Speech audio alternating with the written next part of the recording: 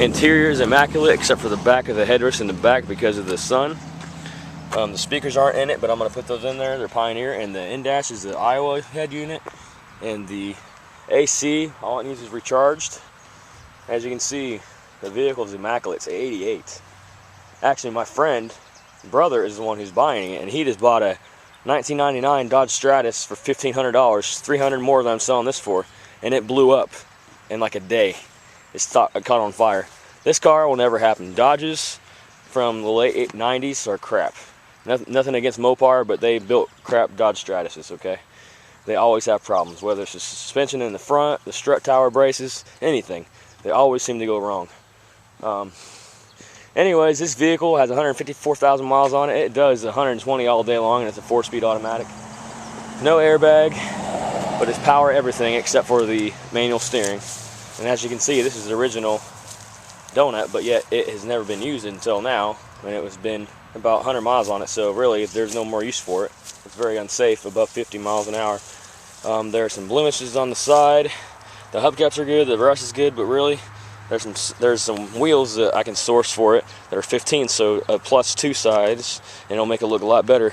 Along with these taillights, they match almost exactly to the factory finish, and it has the SIR badge and the templates that I use to make the custom painted covers I got at AutoZone, which they don't sell anymore. This vehicle was originally purchased in Twin City Honda in Champaign, Urbana, Savoy, sorry. The exhaust is OEM, but there's a slight leak, so it sounds really, really raspy, but not like a fart can or a ricer. This thing sounds throaty. I mean, it has a low sound to it. As you can see, there's a wiper in there for the vehicle. There's the original bumper lights, and also in the box down there, there's the original side marker lights, and also the K&N air filter that is installed in the vehicle.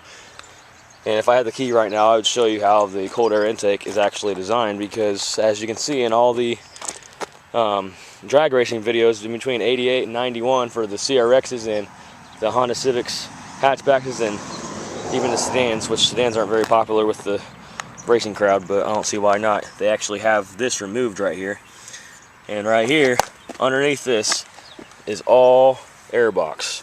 Here's the battery right here. What they do is they divide it off and they seal it, so it's actually a sealed cold air intake. So that way, when you're up to like 20 or 30 miles an hour and you hit your 3,000 RPM, that's where the power starts coming in, and then once it hits the peak power, you get even more power. You might only get like 3 or 4, but in a car that only weighs 2,300 pounds, you notice it, definitely. So anyways, I hope you enjoyed this video. It's a very fun car, and I'm getting rid of it because it's just a curse because I drive it too fast, and I just need to get another vehicle so I can have a business opportunity, because this will not fit a lawnmower unless you want to have it hanging out the back. So also there's a dent right there that's been there for a long time. There's no scratch. It was a limb that hit it. All you gotta do is undo the inside of the trunk and put a curved piece like that and just pound it out. It'll be good as new, and then you pound it back through, welding like a spot weld inside, so that way it'll form back over it instead of being pushed back down. The trunk is really spacious. I mean, you can fit 2 people back there. It's just not very comfortable, and there's a hole right there for the rust. The rest of the body is very, very straight. I mean, there's not any dents. As you can see, these have prevented doors from actually giving the body dents. And like I said, there's power everything. The stereo is really, really good. The front speakers are still in there, but everything else is taken out because it was sitting for 5 years, since '07, and now it's sold. Not even any maintenance done to it. It just started right up. So if you're looking for a good car, don't pass these up. If you can get it for in between $5,000 and $2,000, definitely check it out. But this is the '88, so keep in mind, 91s and 92s and even 99 Honda Civics, they have like big rust holes. There's not a single big rust hole on this vehicle. All you gotta do is sand it down and boom, you're done. I mean, there might be some rust underneath, like right here, but that's not anything to even worry about. It's very fixable. Okay, so I pretty much covered all the aspects of this vehicle.